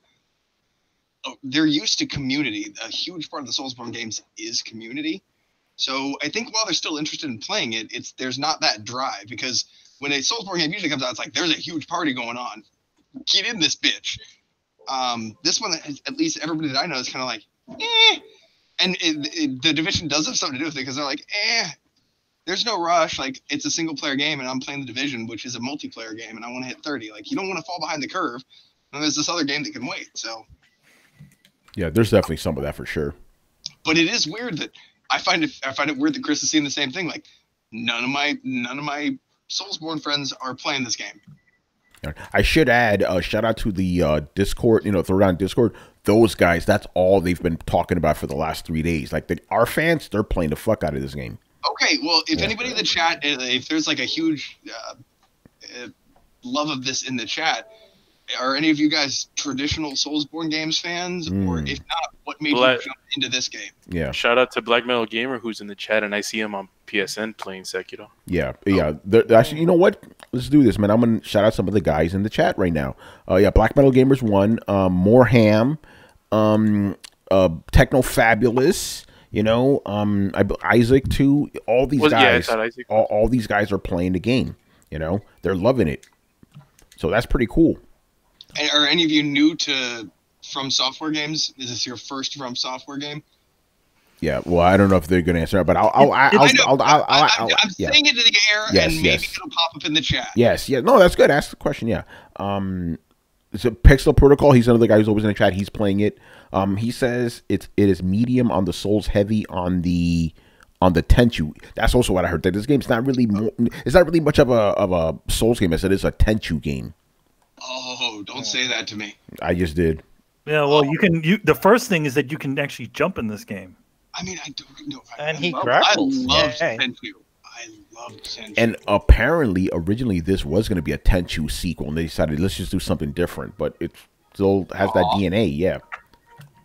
So there you go. Gamer says it's amazing. It plays like Tenchu meets Neo meets Ninja Gaiden, with slight Bushido blade with Souls level design. Damn, okay, that's too much. I'm like, one thing I do with a little FIFA in it. One thing I do. The way this game looks, Sekiro looks. It looks the way that I felt that Metal Gear Rising: Revengeance should have been, or not Revengeance, but Metal Gear Rising, where it's essentially like an open world sort of cyborg ninja game. You know, like you're still doing the stealth stuff, and you can still do badass like combos and shit like that. But you can also jump onto the top of buildings and stuff like that and sneak around. Brett, Pixel Protocol, who's playing it, he goes, I like the first and third Souls games. Never beat Bloodborne. So that's his level of experience. Huh. Okay. I mean, granted, Sekiro is a lot more action oriented. It's still strategic from what I can see, but it's still a little bit. Looks like it's a little bit more forgiving as far as the way you work. And apparently, stealth is viable in this game. Mm-hmm. I'm just fascinated by where does this game. I mean, it's true. This game popped off, but it doesn't seem like it's the cult following from software usually drags along that made this game pop off. So I'm genuinely wondering, because there hasn't been a huge advertising campaign for this either. Like, how did the newer players, you know, the people who aren't the big fanatics and who play every From Software game, like how did you get interested in this game? I think it's because it's a samurai game, you know? I feel like it's also people like, well, it's a ninja game, but I feel like it's, the thing about it is that I think people sing the gameplay for it. In other words, it doesn't look nearly as strategic and slow as the other games do. Like it's if you took the idea of kind of aggression from Bloodborne and kind of maxed it out. You know what I mean? Yeah, and it's not at the point of Devil May Cry, like, you know, aggression, where, like, in other words, you just like doing all kinds of like combos all over the place. Yeah, this is one of those games that's very, I call it memeable. Everybody sharing their videos of them getting fucked up and stuff. You know, and people like the challenge, so it's kind of interesting. Black Metal Gamer says you're a shinobi, so a bit of Sega callback too. That's cool. Well, I mean, shinobi means ninja. That's, you know. So basically, it's dreams mixed with wishes with everything I've ever want coded in awesome. Is pretty much the sales pitch you're giving me. Yeah, that's and you can play it in Japanese. Oh, it's got sprinkles. Cool. It's got sprinkles. It says it probably helps that it doesn't have stat building. Very straightforward. Yeah, there's none of that stuff. You know, you just go in there and kill. I missed that stuff. I love that stuff in Dark Souls. Like, yeah, the math, the leveling, and then figuring out your build and stuff like that. This game simplifies that. There's none of that. Yeah, there's none of that, and it rewards, you know, kind of like Bloodborne, but like Manny said, to the max. It rewards aggressiveness. Yeah, like his parry system is more of like an aggressive move rather than just a block. Kind of like the way the gun works in the game, where that was like the parry. Oh no, I can explain this actually, because I did look a little into it. So you have two bars. You have a health bar and you have essentially a poise bar. The poise bar is kind of an indicator of the balance and steadiness of your character. So in traditional samurai movie / samurai idea things, once you break somebody and you get them off guard, you can immediately do a killing blow. So when you're fighting people, if they're blocking, you can be hyper aggressive and knock down their poise, or wait and parry them to break their poise and then immediately do a killing blow. And many times the poise bar will drop before the health bar. So the way that leads in combat is kind of like very samurai movie about, like, you clash swords, and then you fucking just immediately disembowel somebody, as opposed to chipping away at their health. Like, you may cut them once or twice, but most of the time you won't win a battle by bleeding them out. You'll win a battle by breaking open a critical moment and just fucking their world up. Which sounds that's pretty much what the gameplay shows. Yes, and that sounds really cool. Like, that sounds like an awesome interpretation and approach to combat. And I really have to say, even before I play it, I am really excited about that, because, as I've said before, I feel like games mimic life, and I feel like sometimes we get a little lazy and derivative with it. This is somebody actually going back and saying, how can I recreate the feeling of a samurai movie? How can I recreate that feeling of Bushido Blade? And they then implemented a brand new system to do it. And it looks familiar, it's accessible, but it changes the way that people approach the game. Part of the reason I'm excited, and yet I haven't played the game, is I'm really excited for the prospects. I haven't figured out how it's going to feel. I just know it's going to be awesome. So as soon as I breach that seal, I'm fucking gone. You guys are not going to hear from me for a week. Now we'll hear from you. You'll just be talking about Sekiro. Yeah, I guess. No, that's true. I'll just text all of you and be like, dude, you will not believe I just fucking cut this guy's fucking leg off. Nice. All right. And the final question of the night from Mr. Phantom Vash. And this one is based off a conversation I was having with him on Twitter. I'm like, that would make a good question, sir. So his question is, why is it that we see many games journalists being so enthusiastic when it comes to Sony not wanting to play nice with its competitors with its crossplay policy, but you don't see the same enthusiasm regarding Epic not playing nice with its competitors with one-year PC exclusives? Because journalists are usually just fanboys with access to a website. You gotta expand on that now. Like, okay, so why is it okay for Sony to do some stuff like this, but not It's Epic? not. It's not. But what are the qualifications of journalist? Yeah, that is true. It's like you're a blogger. Like, yeah. Yeah, like how many fucking Xbots did you know? How many fucking journalists do you know that were like, oh, the secret sauce is really a thing? Like, we had to deal with the fallout of that shit for months and months, and I'm still angry about it. Yeah. Like, right. and that was that. Yeah. No, go ahead. was Yeah. Go ahead. Go ahead. Was propagated by fucking journalists. Like, just because you're a journalist doesn't mean that you're not a pony or an Xbot or something like that. Nintendo. There's a bunch of those. Nintendo, yeah. Yeah, there's a bunch of those. Oh yeah. It's gonna come out, and better journalists will be able to either acknowledge it, see around their own bias, or both. You'll see me struggling with it a lot of times where I'm like, I'm not a fan of this, but I understand where it's still good, and that's me trying to see around my own bias, try to be objective when I'm talking on the podcast. Now, when I actually get off the podcast, I will talk mad shit. These guys have fucking heard it, but here I try to be a little bit fair. Some people don't do that. A lot of people on here. Tony's a fucking great example. Like, Tony will generally not approach things the same way as me and not necessarily try and be unbiased, but he will not walk into a situation where he can't be unbiased. He'll be like, no, I hate that game. I'm not reviewing it. Yep, like, that's true. It's like, well, can't you see the good in it and review it? No, I hate that game. I'm not going to review it. Okay, fair, cool.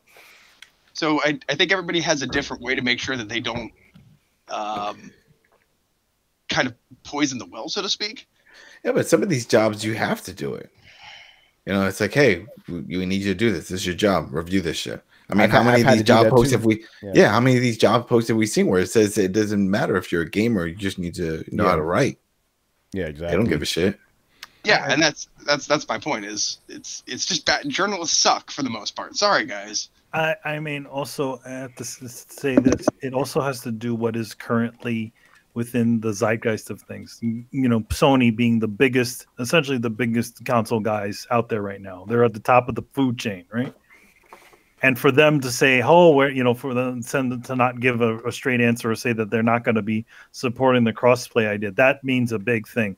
I'm not going to say that Epic isn't a big deal, but they're not as much of a big deal as at this point in time as Sony is. Well, more people have PlayStations than have Epic Games or think about exactly. it. If it was a situation where it was like Steam saying the same sort of thing, that same quote, you just switch it out for Steam, then that would have been newsworthy, and you would have seen it all over the place. It all depends on the context. Well, and the reach too. Like, less important news that affects more people is going to get more clicks, and so it's going to get broadcast more, so it's going to seem more important. I mean, the best hyper example I can give of it is if you had a day where 100,000 people just randomly burst into flames, yet everybody on the planet broke their right toe, you'd see way more newspaper articles about everybody's broken toe. It just because everybody affects it. Everybody's going to read about it. I mean, the other wouldn't be a non-thing, but even shitty, small, irrelevant news that affects everybody will overcast. Like, I have seen news about patch updates on PlayStation get more traction than reveals of independent video games. Good games, too. Yeah, I kind of disagree with what Fan of Action say, because Sony got a lot of heat from journalists when they didn't want to have crossplay. I saw a lot of it, but and going back to what you guys were saying about some journalists being fanboys, I think a lot of these guys are complaining about Epic. They are Steam fanboys, and they don't like the fact they got to wait You know, that's Yeah, that's and how I see I it. think that's what it is. It's like it's portion. It's a portion. But again, look at it. Like, who's the bigger dog, though? Like I said, if this was flipped around, and you'd probably be hearing a lot more if it was Steam doing this thing as opposed to like the second, I don't know what part of Epic Game Store is, but they're kind of the new player in the game here, and I don't know how many people give a shit about it right now. Just maybe they're only talking about Metro at this point, right? No, they got the Quantic Dreams games. They got a bunch of shit. Brian, what do they have right now? They got a few of them. The Outer Worlds too. Yeah. It was Metro, and then there was Outer Worlds, which was a year exclusive, and now it's Quantum Dream stuff. So it's quite a lot of, well, not a lot of stuff, but it's quite a sizable amount of stuff that's changing lanes. Yeah, significant stuff. Yes. Yeah. Oh, by the way, as a professional gaming journalist about this, my opinion is, because I try to be consistent about it. I originally said that the Sony crossplay thing was a bunch of nonsense, and I say the Epic Store thing is a bunch of nonsense too. I don't, who gives a fuck? Okay, if you really want to play those games, join up on the fucking service. That's it. That's what I said. The same thing with Sony. You want to play those games? You want to play those exclusives? Stop bitching. Get the fucking system. Same thing with Epic. You want those games? Get it. That with you. What happened? I'll argue that point with you. Yeah. I think you were dead wrong on that. Since this is the last question, I can ban for a second and tell you why. Okay. Wait, we're wrong about what? About the PlayStation thing being the same as the Epic thing. No, I'm saying I'm okay. Let me reiterate. Basically, I'm telling people the same thing. Like my stance is kind of the same. It's like you guys, they're both kind of big deals about nothing. It's kind of manufactured. This just my. I'll have you can have your rebuttal, but my thing is it's all just controversy for the sake of it. It's like, guys, there's really nothing here. What are you complaining about? So basically, I'm showing my consistency that I see both as kind of the same thing instead of like, oh, the Sony thing is bad, but the Epic thing is good, or vice versa. You don't see this as leading the way for the future, that we can just all play together with one profile? Whoa. Even beyond that, like, one is about us asking for something that we don't have. So I understand if you kind of write that off as kicking and screaming or throwing a little bit of a tantrum that's irrelevant. The other one, the Epic thing, is dividing a platform that's already unified. It's losing ground to commercial. Is PC unified though? It was Steam. Yeah, it wasn't. unified Wait, what about GOG and all these other places? That no one gives a shit about. No, but that's the it reason still why they're exists. doing all these layoffs. That's why it's doing, though. and they're doing massive layoffs. Yeah, It's but they coming still to an exist. Steam was Not the on that only level. They game didn't in town. They were not Have you the ever only used game in GOG? town. Have you ever used their interface?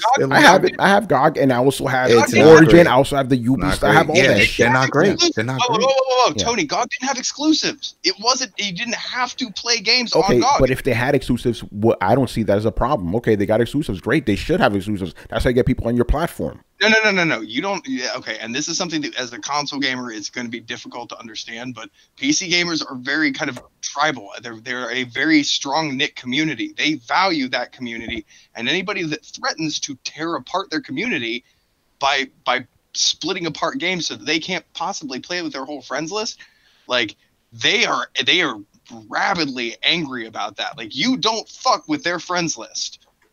That is like one of the principal things about Steam. Like, you are friends with people on Steam. It is like going to a meeting or a club or hanging out with your friends after work. Like, it is a social platform first and foremost that you play games on, more so even than Xbox ever did.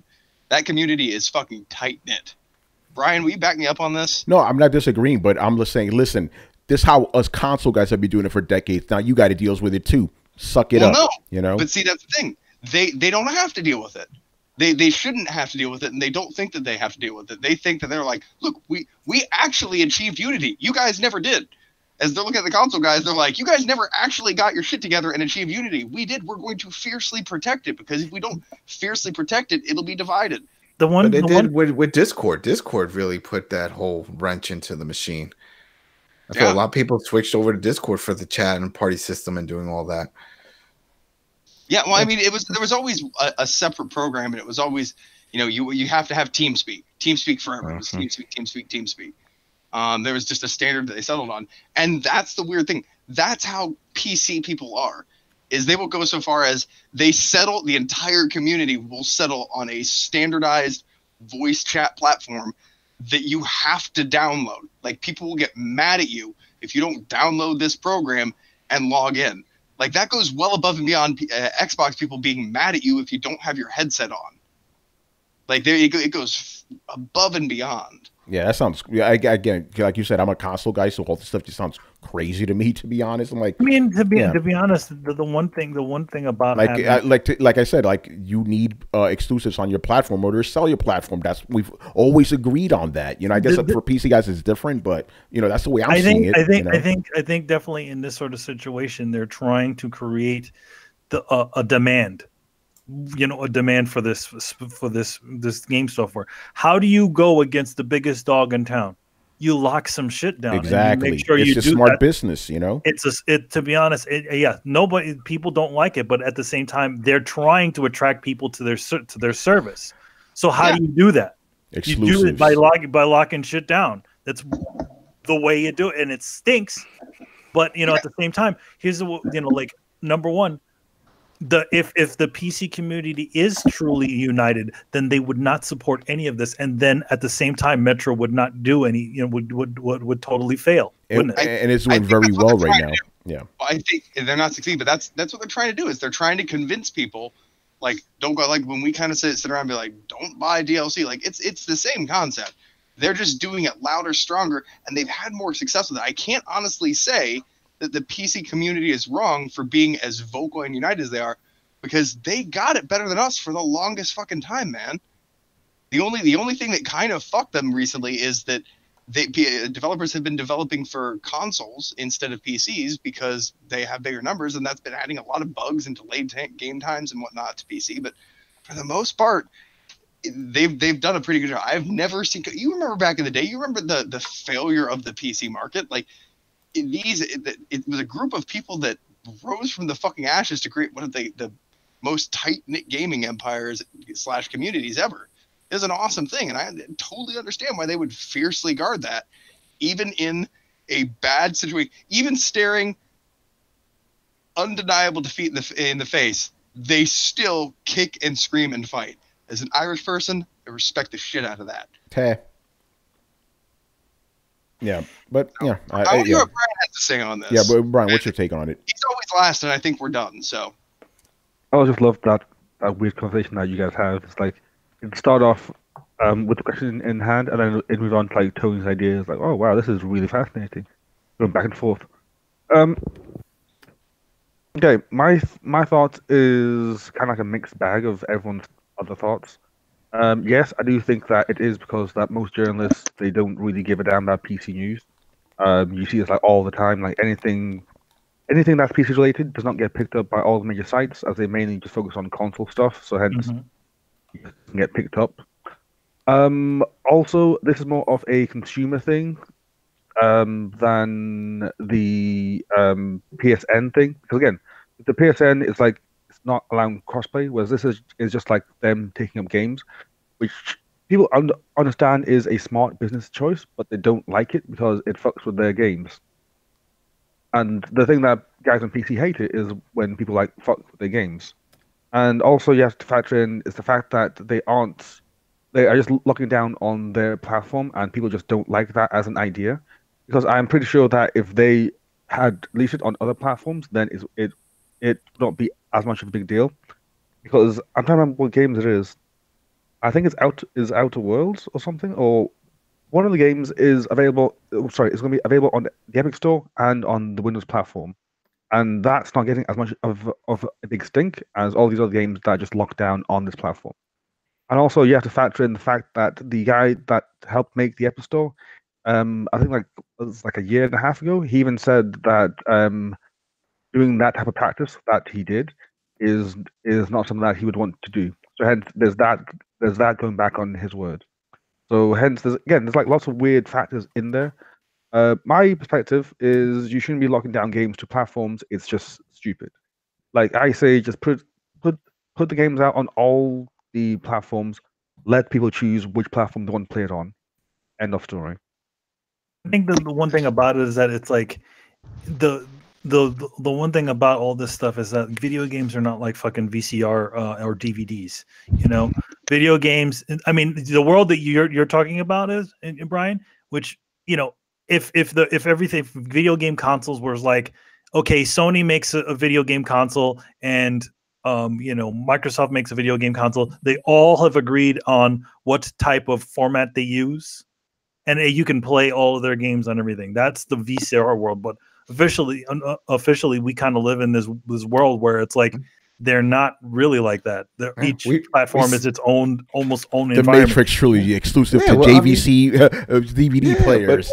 We've seen this with sneakers, with Foot Locker. We've seen this with movies going to certain theaters. This is just the way it is everywhere. Clothing only found at Macy's. Exclusive. That's how you get people to your shit. That's man. it. It's just the way it is. That's just the way it is. Yeah. Difference though, like there's when Nike does this shit, it's because they make the shoes, and you can only get these shoes in their store. No.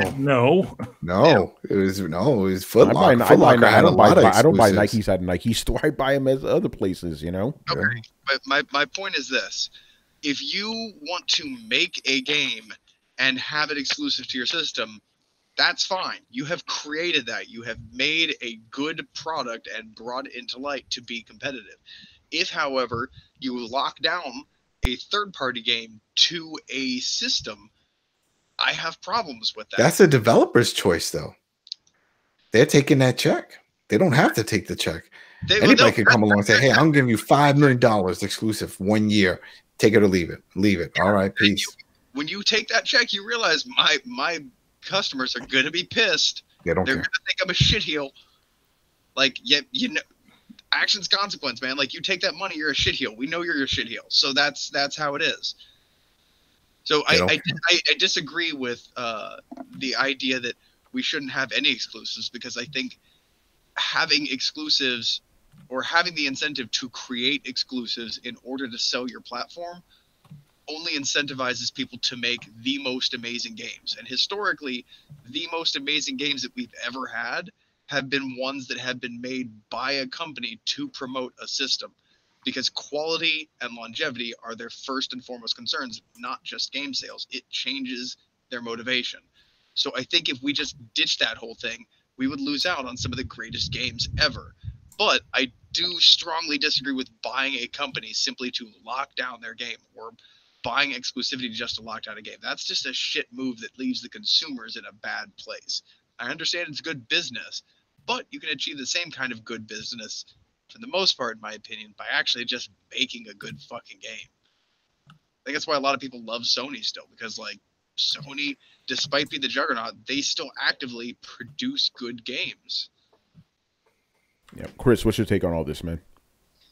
Well, it's a double-edged sword. I think if you're first party and you're creating exclusive games, that's fine.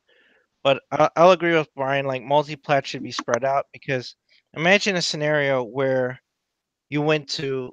This is what I hate about car dealerships and franchise laws, right? You want to buy a Toyota, you have to go to a Toyota dealership. You want to buy a Honda, you go to a Honda dealership. Ford, same thing, whatever. You can't just go to the car store, right, and get a car.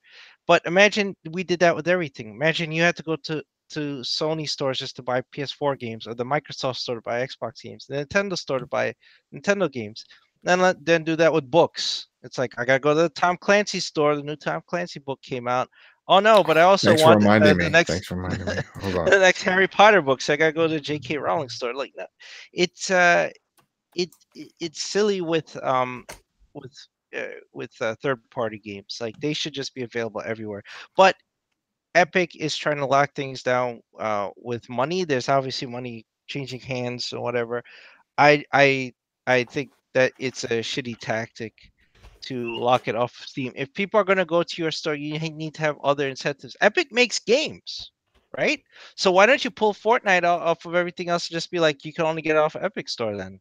They don't want that would really piss people off. Yeah, they don't want to be super pricks. Or that would be smart, though, to be honest. Yeah, you make Unreal Tournament 2019 and it's exclusive to your store. Yeah, like, that's stuff they should do, Yeah. Here's the, by the way, just so we're clear, I totally understand and kind of sympathize with the whole notion of like third party should be everywhere. I get that, but that's just not the reality, man. Like, if somebody's going to exchange money, that's just what's going to happen, and that's the way it's always been, I agree. Third party should not be exclusive, but they are, and that's just how it is. So I can't get mad at Epic for what they're doing. You know, and it's just a year. Just wait a year. You could play it on Steam. It'll be on Steam eventually. You know, but A year is a long fucking time. you got a bunch of games to play, man. But what about the old days of PC? You remember some games would barely get released whenever. Yeah, that is also true. Yeah, Console gamers flip their shit if they have to wait a year.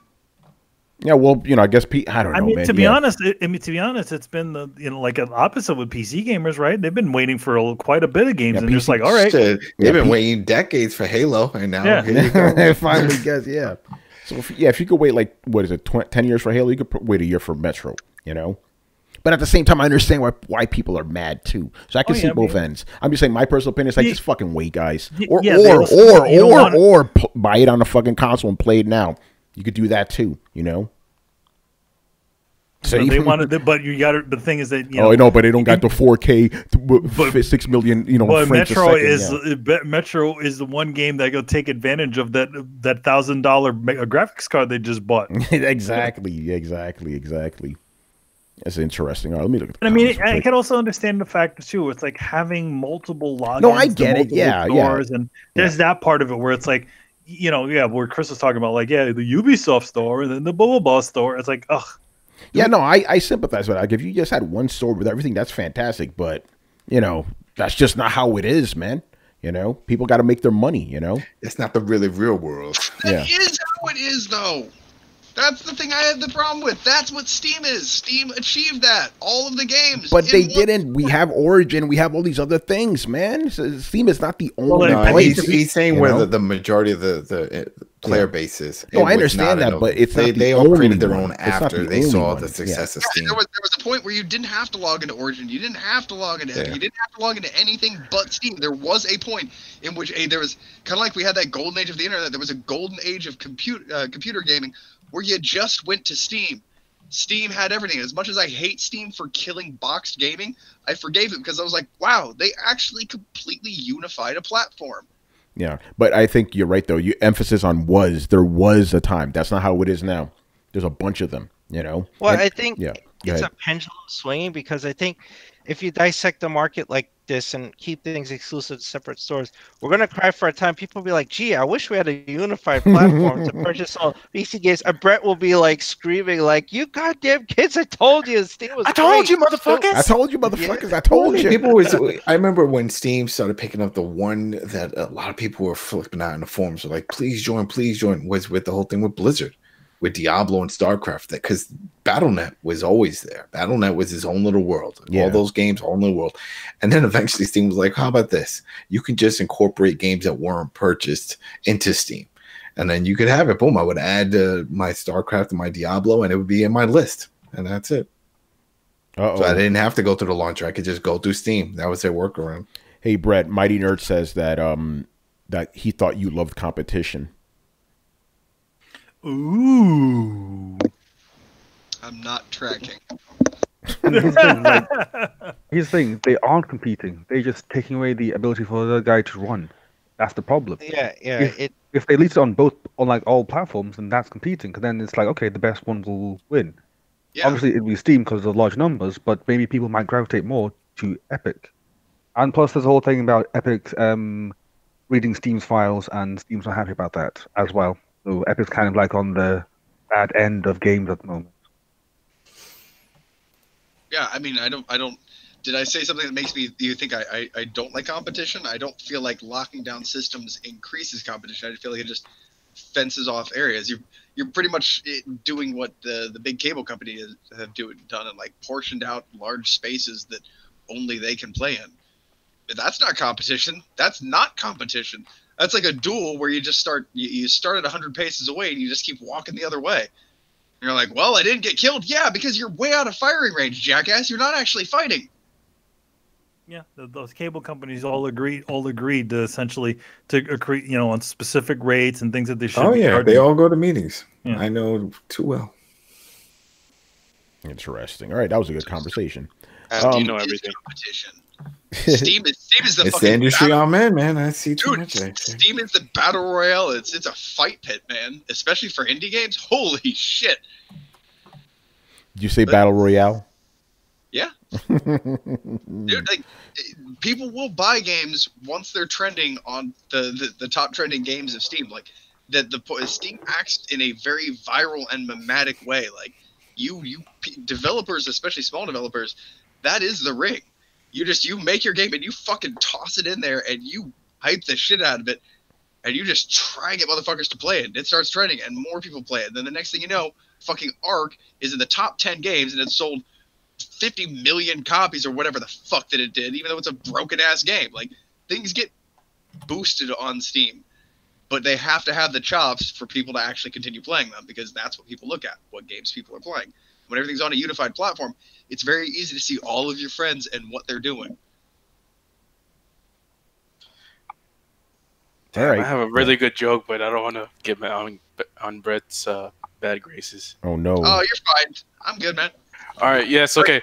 So now, Brett, don't worry about broken games like doing well and selling gangbusters, because the dead clock is right twice a day, man.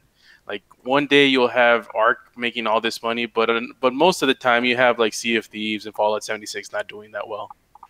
You know? Carlos, man. I'm Carlos. You're just a brutal son of a bitch. I warned you. We cool. I just had to get. I always try to get a funny in before. I don't know how many times I had to say I didn't think Sea of Thieves was a great game. I just really enjoyed it. Yeah, I know, but you're the Sea of Thieves guy because you're the one that didn't hate it. Dude, I was talking to Morgan the other day, and I was like, I miss Sea of Thieves, man. Like, I just kind of miss hanging out in a video game, getting drunk and seeing who can stay on the crow's nest the tallest, like, or the longest. Like, I really do enjoy playground type video games. And I'm pretty sure it's like there's more stuff to do now. Dude, there's a ton of it, and we were actually like, dude, they might have sold us on actually buying, getting an Xbox Live subscription so we can jump back on and play more. Excuse me? It's interesting, man. Yeah, all right, man. Yeah. Never an amount of shit from you guys if I go back to see it. Now you can do whatever you want, man. That ship has sailed. Oh man! All right, man. Let's wrap it up. So here's our little schedule here. How to submit your questions. Step 1, join our Discord. Step 2, on Discord, go to Throwdown Your Questions section. Step 3, submit your questions and limit them to 2 questions, please. We're always getting a lot of good stuff from the Discord, so thank you guys. And again, the conversations on Discord are crazy, man. Right now, the big one is Sekiro. Everybody's playing that shit, so join up, man. It's a lot of fun, you know. Yeah. So, I'm not playing it because the damn game has no ultra-wide support. Yeah. Brian was having a good conversation about that in the chat too. So Brian, you're like against games that don't have ultra wide now?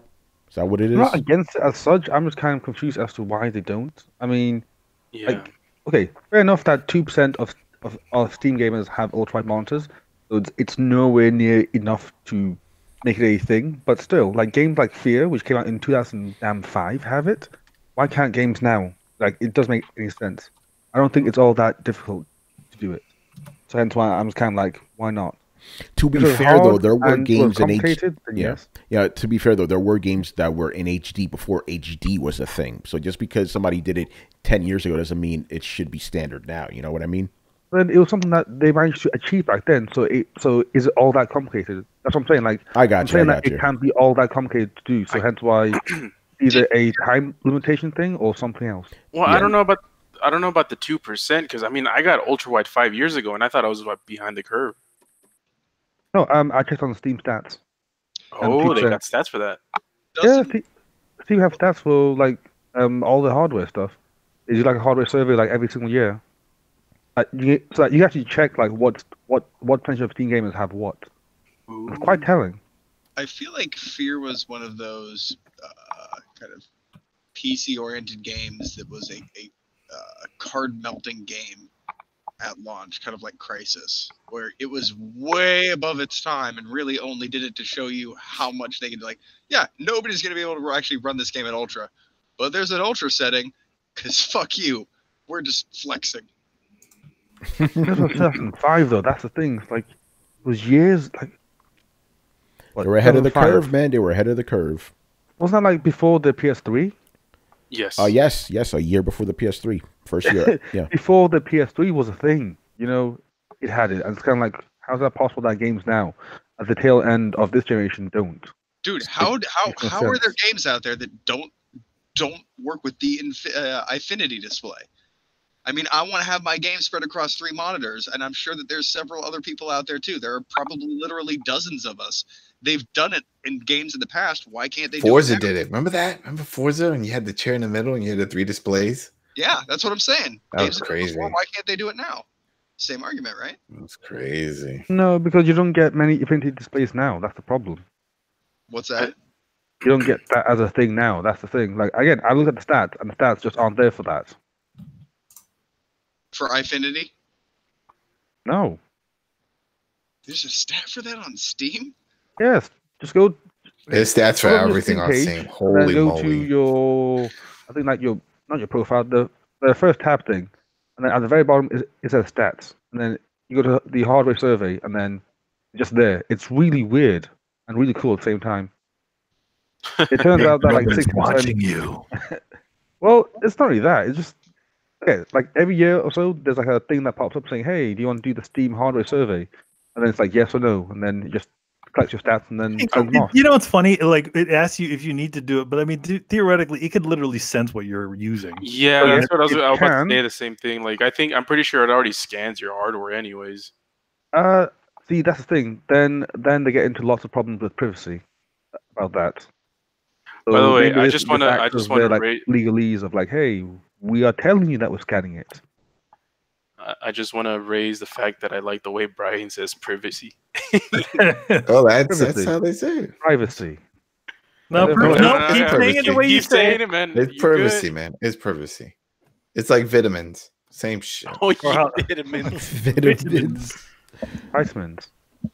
Yeah, Brian, say how you want, man. We understand what Yeah, the fuck man. you're saying, man. That's it. We say it wrong.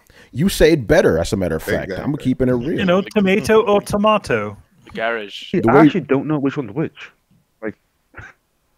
Hospital. Which one's the right way? Tomate. Yeah.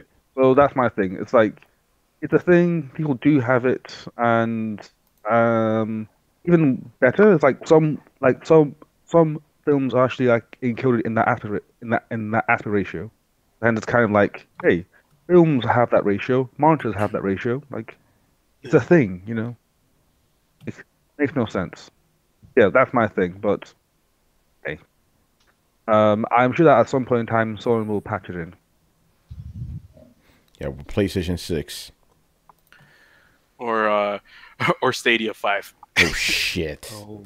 Yep. All right, man, we're wrapping this shit up. So thank you for watching and listening. Leave us your questions in the Discord server, and we'll answer them on next week's show.